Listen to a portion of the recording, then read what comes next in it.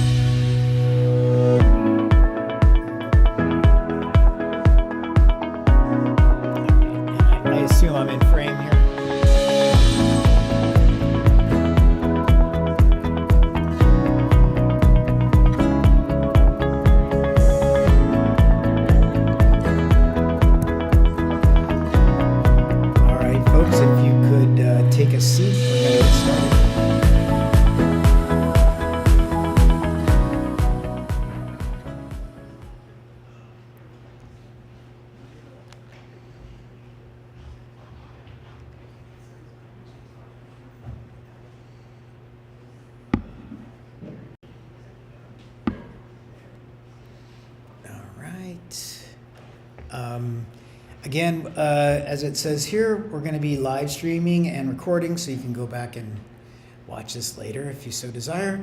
And then at the end of the presentation, we'll turn the recording off, and the question and answer section will not be recorded. So there's that.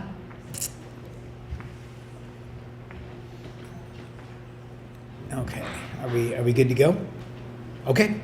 Hey everybody, welcome to Data and Donuts.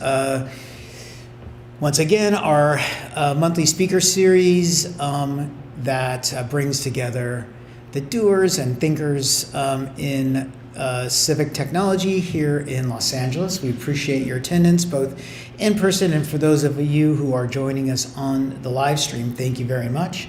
Data and Donuts is currently will be 10 years old a year from now, which is kind of nice. So it's been a lot of fun. Keep in mind, this is a workspace for people, so do be respectful of that. Restrooms are right here, to the right of me, left of you. With that, I want to thank Lacey, obviously, for letting us use this space. Super cool. Just a few events that are coming up before we get started. The first one is Curbivore 2026. Data and Donuts has a special code you can use to get 50% off. It's kind of an interesting concept that, of basically bringing people together around the new spaces within civic space. So kind of getting rid of the curb, bringing stuff out to the curb. There's a bunch of themes in it, like last mile delivery and how restaurants can use this. And then there's a civic tech and gig work component of as well. So invite you to do that. Next month we've got LADOT coming out in April, and there is also the WTS International Conference and Data and Donuts in May. U.S. Department of Education will be here. So those are some upcoming events. Here's a few jobs on the market right now. So you might want to take a picture of this if you're interested in any of these. Right now it's these are emergency or special appointments because there's a lot of job freezes going on. I know at the county anyway. So take a look there. And then in general, here's a bunch of job boards for folks that are looking for a change or for a job. Okay, I'd like to introduce Dr. David Blekhman from the CalState LA. He's going to talk to us about data collection with the hydrogen fueling station design. Very interesting. I had talked to him before this, mentioning that I had worked with CalState LA just before COVID, and we were doing some projects with senior classes there. And I drove by the refueling station a couple times. It took me a few times to realize, I was like, what is this? And it's pretty groundbreaking and one of the leading facilities of its kind. So I'll leave the rest of it to Dr. Blekhman, but without further ado, I'd like to introduce Dr. David Blekhman. Thanks. Good morning, everyone.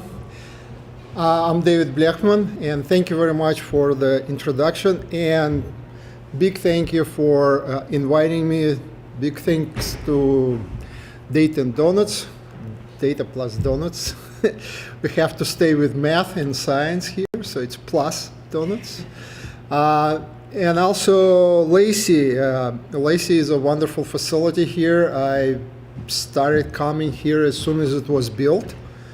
And I think I presented a couple of times, one time really short, and one time we presented on autonomous vehicles.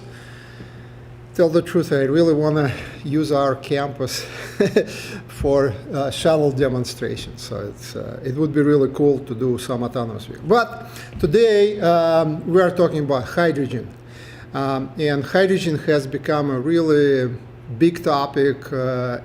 And I had the opportunity to see that happening in California in the formative and deployment years. So I started at CalState LA in 2007, and specifically when I was hired, the people who became my environment, they wanted us to build a hydrogen station. So I became the front person representing hydrogen station because I had a technical background to work in that field. But along the way, we built hydrogen station in 2011.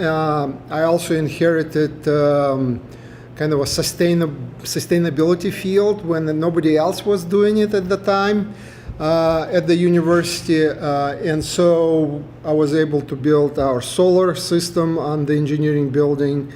Then built a couple of competition cars. EcoCar 2 and EcoCar 3, you can see that was the effort from 2011 to 2018. Right now we are doing a new competition, Battery Workforce Challenge, and training students in developing batteries. I also built like a hydrogen racer out there. We built hydrogen station, and even at the hydrogen station we implemented a shared mobility program, right? And the last item here is Fulbright Distinguished Chair in Sweden. So that I went to Sweden to Chalmers University and had a great experience there, and convincing everyone, let's do hydrogen. And now they have a really good, thriving hydrogen program at Chalmers University. So I had a bigger list, but I was told we don't have that much time to talk about everything I wanted to talk about. So this is a reduced version. And I would be happy to talk more about various topics afterwards. So we'll introduce hydrogen station. We'll talk about how you collect data and when instrumentation is implemented at the hydrogen station, how it works. Then we'll talk about data we collected and various aspects of that. And then fueling protocol is an interesting experience with the sensors and the processes, and then again you collect data. We're going to talk about future of our hydrogen station. Hydrogen future is big and bright, and we can talk about that as well. All right. So while I was hired in 2007, then we moved into a fundraising mode, and were able to secure funding from California Air Resources Board. Thank you. Later on, CARB transferred hydrogen station efforts to California Energy Commission, but back then it was California Air Resources Board efforts. So we were able to secure $2.7 million. We also worked with our legislative branch, and so that helped to raise almost $500,000 from Department of Energy. And I already had another grant, so it was just really working together with their staff, very collaborative environment, and of course, very strong support from AQMD. MSRC, it's a mobile source reduction committee. It's kind of like an offshoot of AQMD, Amundsen Foundation, and AAA. So overall, we raised about $4 million, and then university also kind of had a cost share of staff and other funding. So it's about $4.5 million hydrogen station. And you can see it's a beautiful station. Sometimes people think it's a gas station, regular gasoline. They'll stop by, look at it, and then say, no, I think it's not the right place, and move on. The other aspect of the station is that it's located on campus. And for me as a faculty, being able to walk out of my office and in a few minutes be at an industrial facility doing research is very conducive. It's just like you're there all the time. You can work your normal job, teaching classes, doing other research projects, and at the same time being engaged at the hydrogen station. So it's a fully functional hydrogen station. When we built it in 2011, well, the design started in 2009. Then 2010, we were purchasing stuff, equipment. The construction started early 2011, or late 2010, early 2011. And construction and all overall things were completed within a year. So it was a relatively fast process. When we built it, it was one of the largest. It was station number 7 in the ecosystem of California. There was only one larger station in Sacramento. Larger means how much hydrogen it could dispense. It was a liquid hydrogen station in Sacramento, but 100 kilograms, and we were 60, and we were like second largest. But we were the largest self-generating hydrogen station because our station was designed to look into the future. And the future of hydrogen was, okay, let me step back. Hydrogen can be produced in several ways, but two major approaches are steam reforming of natural gas, right? And steam reforming of natural gas is excellent process. It's relatively cheap, fast production of large quantities of hydrogen. However, the two drawbacks of this process, looking into the future, is it's a fossil fuel we start with, and second is CO2 production, right? So I believe, just if you asked me, that we definitely should be using steam methane reforming in the transitional period, and that transitional period could be dozens of years. But the eventual goal is to transition to renewable energy overall as an ecosystem and transition our transportation, transition our energy systems to renewable energy. And within renewable energy transition, hydrogen can play a very significant role. At the beginning of that whole hydrogen thing, the vision was California, the vision was to decarbonize, and I don't know, nobody's using this term, so I'm inventing the term today, denox, or desmog, right? Denox the transportation, right? And so you can do it with electrical vehicles, but back then electrical vehicles were in their infancy.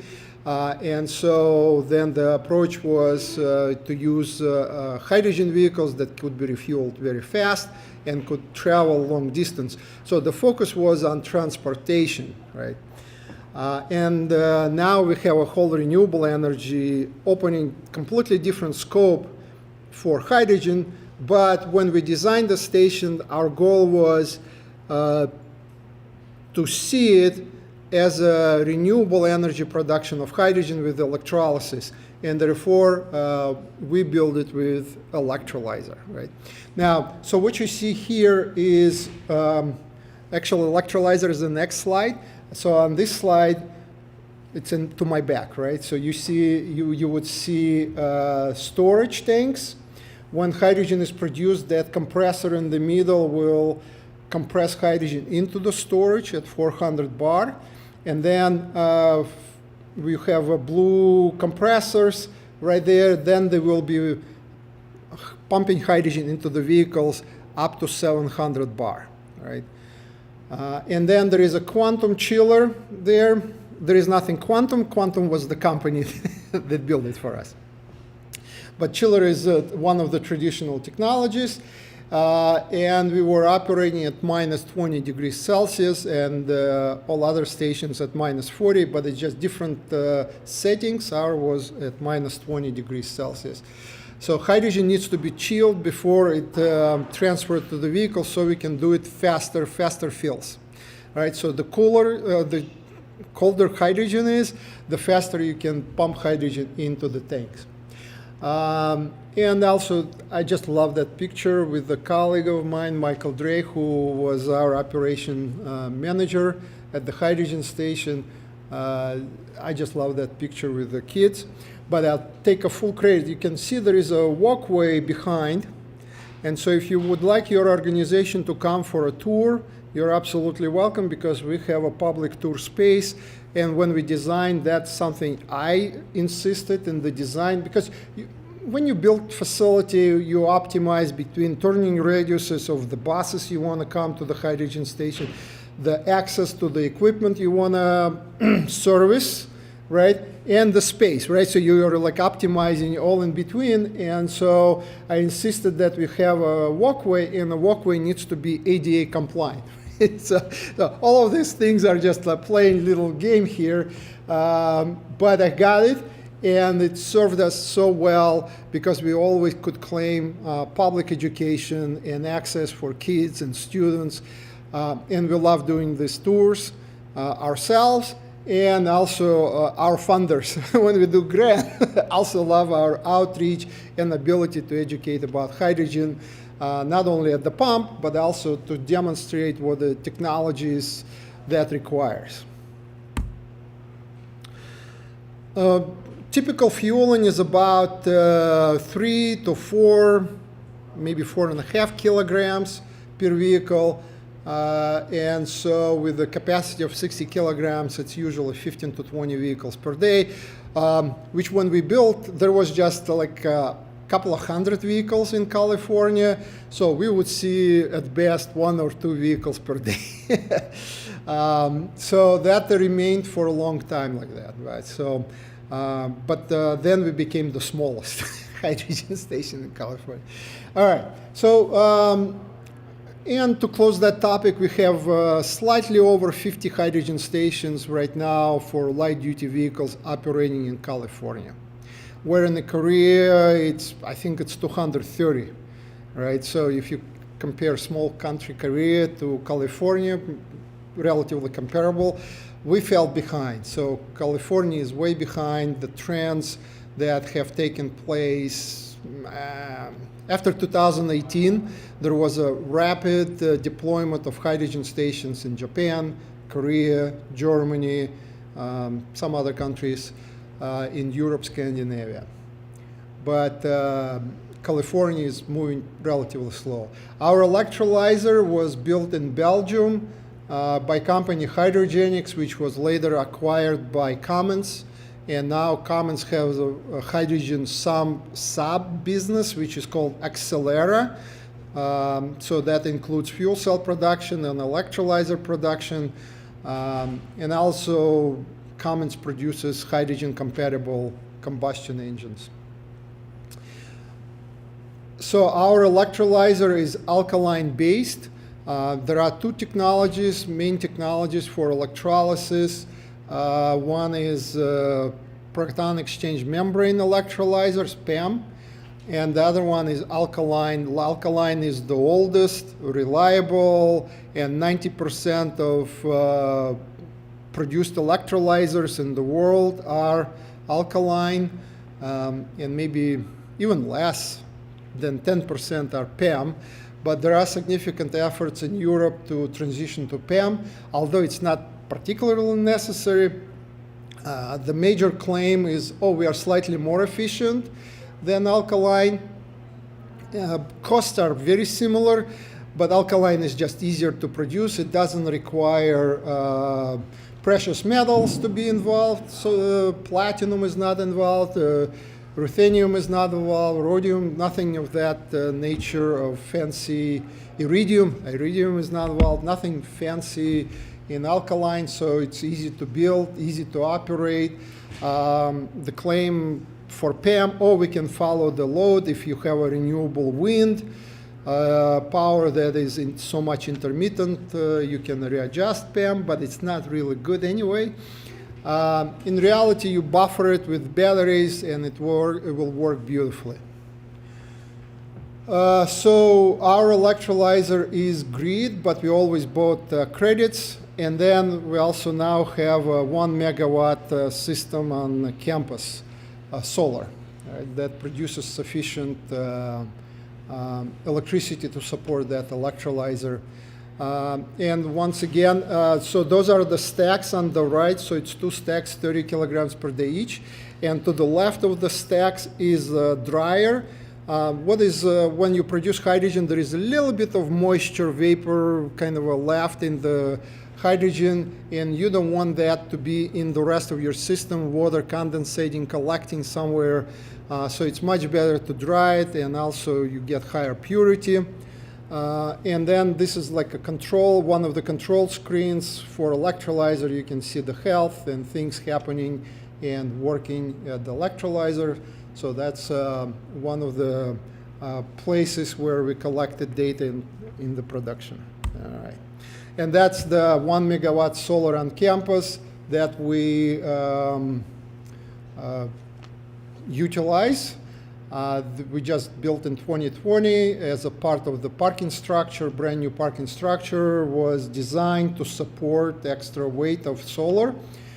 And last week I just visited that plant with my students because I'm right now teaching photovoltaics class, and that's one of my labs to reverse engineer that solar system based on what we see here. So it's a living lab, very, very interesting to use the entire I do use in my classes various things as living labs. And of course, we've had more than 12,000 visitors from various backgrounds. You can see the kids, again, one of my favorite, I have a second favorite picture, it's not here, but kids came in lab coats, so they're all in white lab coats. It was just a fantastic picture as well. The one on the top, community college students, we collaborate with Rio Hondo. John Frala is our friend, and he used to bring his students. And now one of my former students replacing John, just retired, but still very active. And so one of my former students is now instructor there. So it's kind of like now you see, like if you work long enough, you are going to see your students here and there popping up. And then government, German government, but we've seen people coming from around the world, literally. I think the farthest was Australia. And then professional organizations, when there are conferences, they come in, and or you guys can bring your staff, and we would be happy to tour the station and give a lecture, answer your questions. We fueled everything in the world, a lot of cars, sometimes a lot of cars one after another. We would be fueling one-offs for buses and trucks. Because, you know, like in order to fuel one of those, we'll have to shut down, collect hydrogen, fuel the vehicle, and then wait another half a day before we have more hydrogen to sell.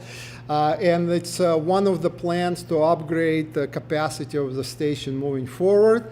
Also, trailers is very important because trailers enable a lot of projects around California. The farthest our hydrogen went was the state of Washington when Switch Marine, that's a company that builds yachts and boats. They built a ferry for San Francisco, Sea Change, right? So that was the boat, and that's the farthest our hydrogen traveled in a trailer. All right, so the goals of the hydrogen station were, when we were like building and thinking about it, was creating a system where we can do research, education, commercialization, demonstration projects, and working with government, informing, collecting data. We worked with NREL for many, many years, sending our data to them. Preparing the workforce, and that's, I still do this very actively. We have internship program at the hydrogen station. We developed new curriculum, training curriculum for hydrogen station interns. It's highly specialized on how you bring new people and train them. And then, of course, as I mentioned, living labs. Hydrogen station is our living lab. It informs us how things work, and we can teach it to our students. And very few people in the world teach that stuff.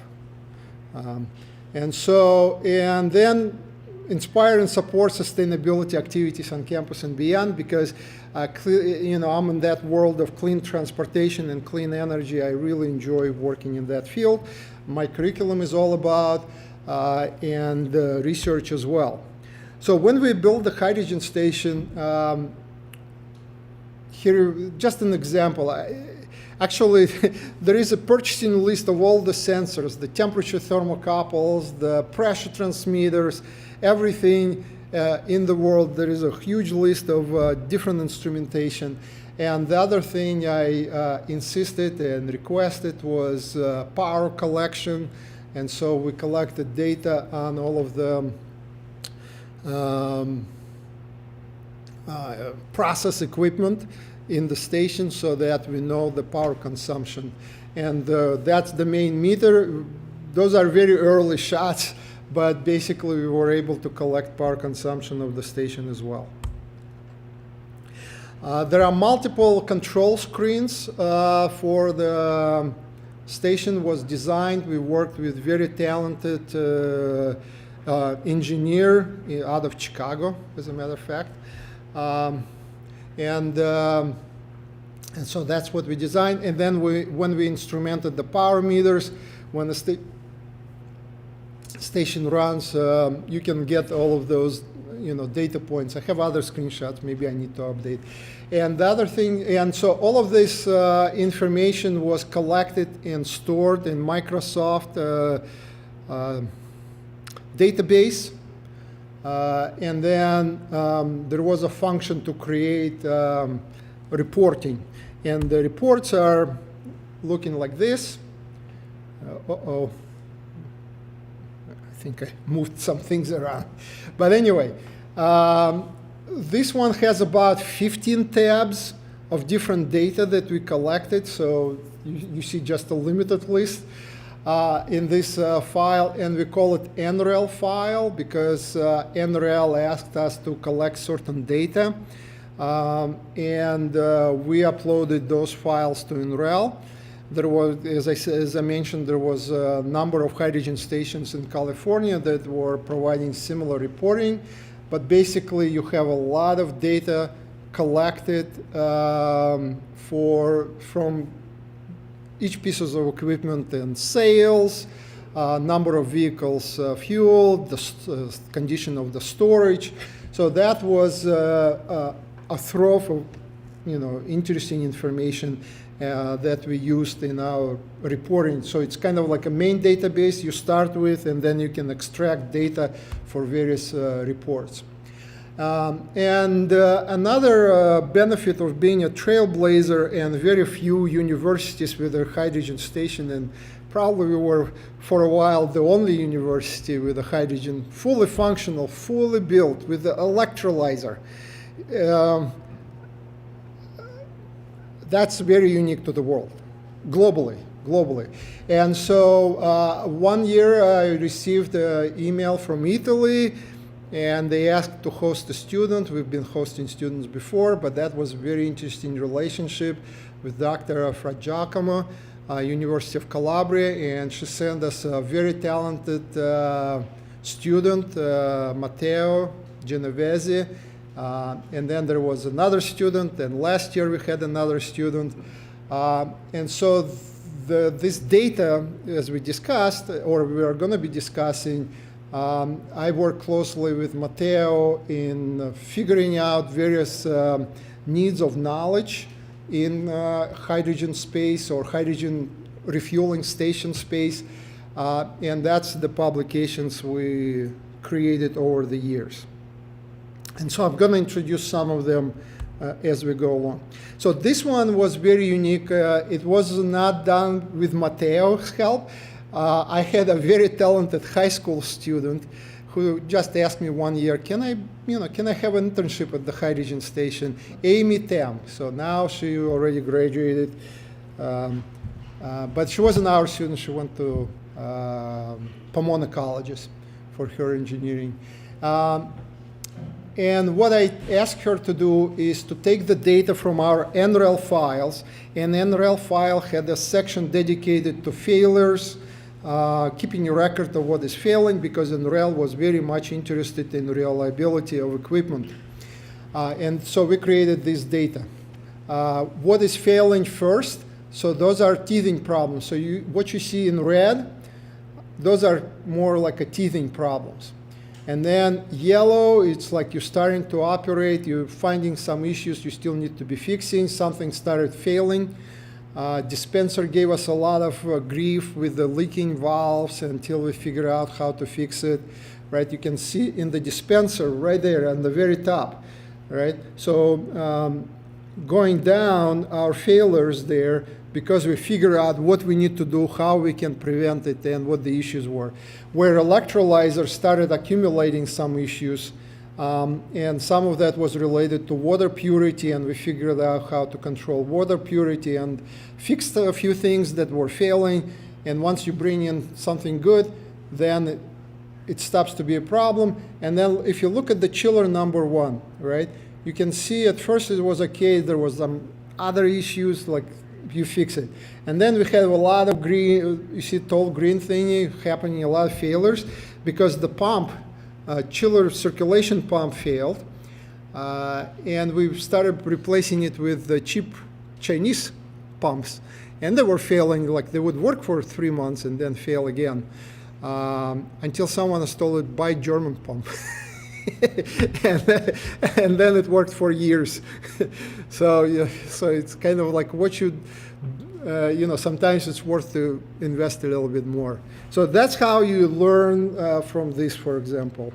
And then you also learn what fails more often and what you need to really create your inventory about. What are your critical items that if they fail, it will take a long time to bring in new equipment or to purchase new equipment. Sometimes it takes 4 months, and you can be out of commission for 4 months. So one of the cool projects we started with Matteo was that our compressors were producing pulsations. You can see the red line right there on the top, where the blue line right under the red line, I guess following, right? That was the pressure in the vehicle. So the vehicle was not really affected by pulsations from the compressors, but our own system, our own hydrogen station was affected by those pulsations. And to fix it, you just need a buffer tank. So you install high pressure tank in line with your compressor. And then we did some theoretical studies how much you need, and we figured out we only needed to buy one tank, but you can see we installed 4 because that was a recommendation from the manufacturer of the compressors. But then we did the study, we figured out you need only 1, and then we did just a simple experiment. We were turning off those tanks, and eventually we started with 4, 3, 2, and 1. So green is 1, and you can see it's still nice and smooth system. So sometimes you got to be smarter than the manufacturer, but we were just solving the problem. Whatever manufacturer said, we did it, but it was more expensive solution than it could have been, right? But so that paper was addressing that issue. Another issue in hydrogen station operations is hydrogen leaks, and where they come from and what is happening. And whether at some point we are operating our hydrogen station and I look at my NRL data and I compare how much is produced by electrolyzer and how much we sell. And data was not jiving, right? So we were,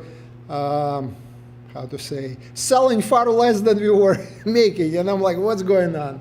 Right? And so Matteo and I, we worked in identifying all different processes, releases of hydrogen, where those points could be happening. We made sure there is no leakage, like you can actually go with a sensor and touch all of the connections, and those were not leaking. And so what were the issues?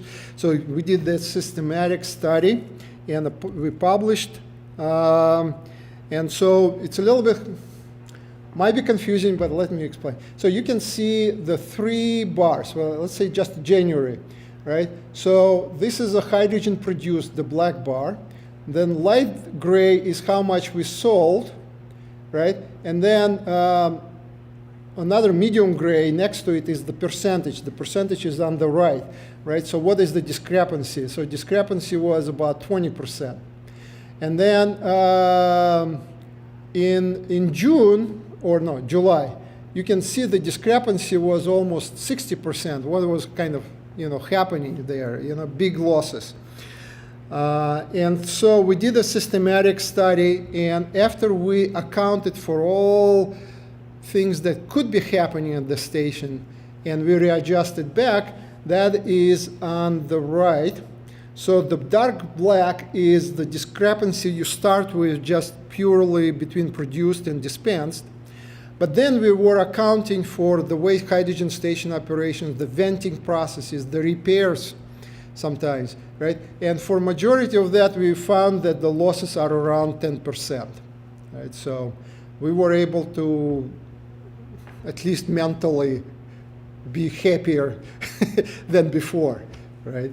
Then another interesting project was that we collaborated with Hyundai, and there was a company called Wave for shared mobility. We were able to start with 10 vehicles, and then the program grew to 18 vehicles. We started in late 2018, operated through 2019, and in 2020, COVID happened, so that didn't survive COVID. The company went under because there was no commercial material generated. The program was free for the drivers first 2 hours, and basically our students and staff loved it. I had a hard time, through the app, getting a vehicle myself, so I had to override and get in order for me to grab a vehicle and drive it. And so they could be driven 30-mile radius. It was very popular, a very good program, and you can see we collected certain data on the ridership, on the fueling events, because we brought extra vehicles, so then suddenly hydrogen station is busier. and then someone else is paying for it. It's like a win-win. And then you can see the ridership was like just going crazy. And obviously we are subject to university operations. As soon as the program got known, by April and May, it was like super popular. And you can see ridership was huge for our campus. And then once June came, so the semester is over, right? You can see that seasonal operation, and we even got award. So on the left is Michael Dre, my trusted operations station manager. Then Carmen Gachupin, she was director of parking and transportation. We worked with them very closely. They ran the program, we ran the fuel. We collaboration is out of the charts, and so we were getting one of the awards from educational system in California. And what we were able to do, very interesting research with these vehicles. One of the big problems in California at the time was back-to-back fueling. And back-to-back fueling is affected. What means back-to-back fuel? You fuel one car, you bring another one and fuel. And so like a normal gas station operation, but with hydrogen it's not so simple because different models of hydrogen station operation in existence. And one of the issues for us was back-to-back fueling is a cooling system. And we installed second cooling system, so that's part of the innovation. We were able to change our architecture of our station by installing a second chiller, in series, and then we stopped having any problems. With the first quantum chiller, we were able to fuel one vehicle, maybe second vehicle, and then suddenly, by the third vehicle, cooling system was exhausted. You have to wait, so you cannot do back-to-back. And with this, we demonstrated very solid performance of a dual cooling system. And so Francesco helped to do the numerical validation, and we published paper on the dual system. And then with Matteo, he came back, got his PhD. Now he's a professor in Italy. And he's responsible for one of the light rail projects. They're working in Calabria for hydrogen. So, and then last paper I want to introduce is, in 2022 we decommissioned our hydrogen station because equipment started getting old and it was time to upgrade the station. And so this is kind of a final data. And this is our electrolyzer. And what is important, in the later years of the hydrogen station, our electrolyzer became even more efficient. We got higher efficiency operation. We were continuously running, and so energy consumption was reduced significantly per kilogram, so it became a very efficient operation. So, but we got to move on, so I can't talk more about it, but there is a whole paper. And the goal of this paper was, it's not super scientific in the sense that you're just publishing data, right? So, but the point was that as a professor, I get a lot of calls to review other papers. And there is a whole new science of writing about design of hydrogen stations, completely numerical designs, right? So they do numerical design. And everything else in the design, it's not real designs because they say, let's assume these coefficients. And if we assume these coefficients, then it will work this way. But there is no science behind those coefficients. They're completely out of the air, just to make the results fit. And I was very frustrated with this kind of pseudoscience in a sense. And so we just wanted to present to the world real data from which they can work. All right. I'm asked to finish, but let me quickly just walk you through this one. So this one was another really cool thing in the hydrogen station. This is our fueling as it happens. So this is data that you collect during fueling, and it's following very complicated protocols called SAE J2601. you have to have a certain pressure corridor, and you can see dashed lines and the green line, and within dashed lines, that's what you're supplying, and you're staying in the corridor. And it's a very complicated, it's not super complicated, but when you are applying theory to a practical systems and you're controlling multiple elements, and the bottom is a cooling, you also have to stay in the cooling corridor, and you can see that you need to program. You're in real time reading a lot of data from the vehicle, from the station. All the pieces are operating. I'm going really fast, I apologize. But basically there is this whole thing is moving and happening of that data being read, being operated, your compliance, and then at the same time, for every fueling, we have a second data. So like if fueling happens for 10 minutes or 5 minutes, all that 5 minutes will be recorded in the file, and we have all that fueling data, which is really fun. All right, and then, okay, I'll just move on. And the last two slides, very quickly, as I mentioned, we decommissioned station. In 2024, we were selected for upgrade funding. It's much better than even before. It's $7 million. And then we worked with the QMD, and they are supporting us with $2 million as a match. However, we are not able to get this funding from the current administration because there is not even a person to talk to. Like everyone who ran this program left in Washington, and unfortunately our California staff is not very pushing on this. And I understand them, but at the same time, it's really affecting us. And thank you very much, and we can continue with the questions. Dave.